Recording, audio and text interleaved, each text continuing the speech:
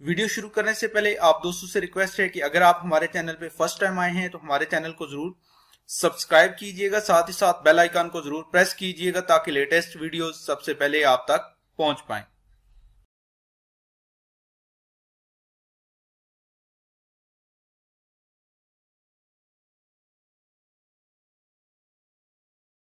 Pedagogy पे आज की ये हमारी तीसरी वीडियो है। इससे पहले हम दो वीडियो में तकरीबन 20 एमसीक्यूज जो हैं उनको डिस्कस कर चुके हैं और ये तमाम एमसीक्यूज जो हैं ये पास्ट पेपर से लिए गए हैं और ये एमसीक्यूज किसी भी एजुकेटर टेस्ट के लिए, चाहे वो सिंपल एजुकेटर टेस्ट है या हेडमास्टर हेडमिस्ट्रेस का टेस्ट है, उसके लिए ये बहुत ज़्यादा अहमियत रखते हैं। तो चलते हैं, हमारे पास आज का फर्स्ट एमसीक्यू है। The branch of philosophy focuses on the nature of reality is connectionism, epistemology, metaphysics, pedagogy. फलसफा की वो शाख जो हकीकत की फितरत पर मरकूज है क्या कहलाती है? इसका हमारे पास जो राइट ऑप्शन है वो ऑप्शन सी है, metaphysics. The branch of philosophy focuses on the nature of reality is called metaphysics. फलसफा की वो शाख जो हकीकत की फितरत पर मरकूज है मेटाफिजिक्स कहलाती है। नेक्स्ट क्वेश्चन नंबर 2 है हमारे पास। In education is use to make inference about the learning and development of students.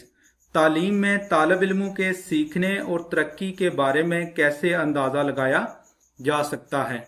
Assessment से, एवेल्युएशन से, मेजरमेंट से, डायग्नोसिस से।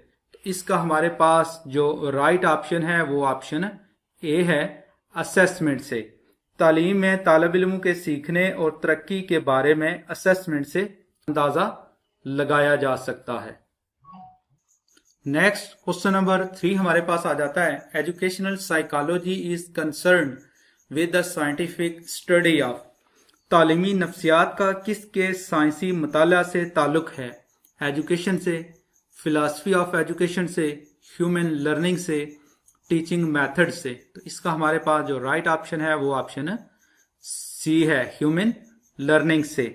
तालीमी नफ्सियात का ह्यूमन लर्निंग के साथ ताल्लुक है। Option C is the right option. Next question number 4 हमारे पास आ जाता है। Progressive education emphasizes learning by. Progressive education किसके जरिए सीखने पर जोर देता है? By reading, by writing, by doing, by enjoying. तो इसका हमारे पास जो राइट ऑप्शन है वो ऑप्शन सी है, by doing. Progressive education by doing सीखने पे जोर देता है। क्वेश्चन नंबर 5 हमारे पास आ जाता है। According to famous philosophers teaching is A.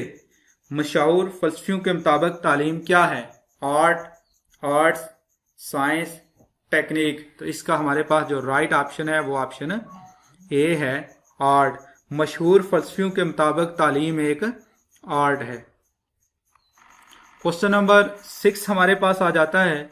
According to John Dewey which side of the educational process is the basis. John Dewey के मुताबिक तालीमी अमल का कौन सा रुख इसकी बुनियाद है? Economical, sociological, philosophical, psychological. इसका हमारे पास जो राइट ऑप्शन है वो ऑप्शन डी है, साइकोलॉजिकल। जॉन डेवे के मुताबिक साइकोलॉजिकल तालीमी अमल के। नेक्स्ट क्वेश्चन नंबर 7 हमारे पास आ जाता है। The role of teacher in inquiry based learning is of. Inquiry based learning में असातिज़ा का किरदार क्या है?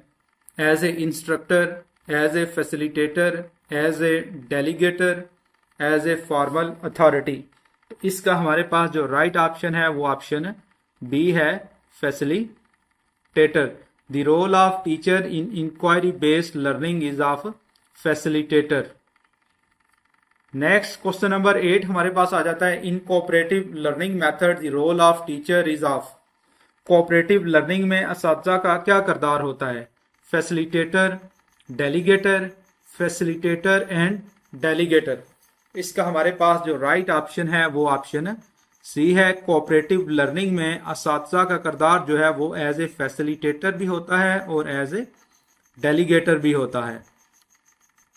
नेक्स्ट क्वेश्चन नंबर 9 हमारे पास आ जाता है, dialectic method of inquiry was contributed by Socrates, Plato, Aristotle, John डेवे।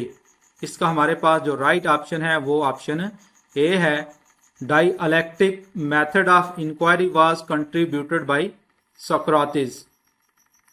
Next question number 10 हमारे पास आ जाता है, the psychomotor domain involve learning, knowledge, manner, physical movement. Psychomotor domain किस में इन्वॉल्व है? तो इसका हमारे पास जो राइट ऑप्शन है वो ऑप्शन डी है, फिजिकल मूवमेंट में। इस तरह आज की ये हमारी वीडियो कंप्लीट होती है। उम्मीद करते हैं कि आज की इस वीडियो में हमने जितने 10 MCQs डिस्कस किए हैं ये आपको आसानी से समझ आ चुके होंगे।